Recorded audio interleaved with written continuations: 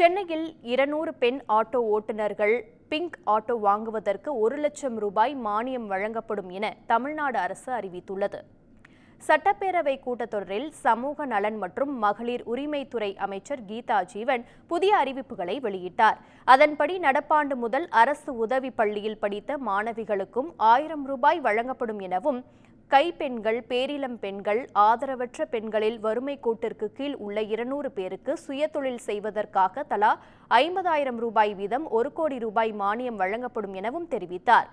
சென்னை பெண்கள் பாதுகாப்பை உறுதிப்படுத்தும் வகையில் 200 பெண் ஆட்டோ ஓட்டுநர்களுக்கு GPS பொருத்தப்பட்ட பிங்க் ஆட்டோ வாங்குவதற்கு 1 லட்சம் ரூபாய் மானியம் வழங்கப்படும் எனவும் அறிவித்தார்.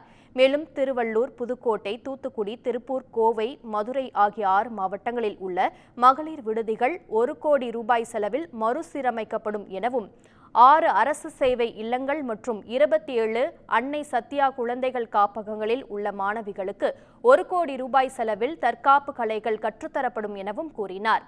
அனைத்து அரசு மற்றும் தனியார் மேல்நிலைப் பள்ளிகளில் 62,83,000 மதிப்பீட்டில் குழந்தை திருமண தடை சட்டம் தொடர்பான விழிப்புணர்வு பலகைகள் வைக்கப்படும் எனவும் குறிப்பிட்டார்.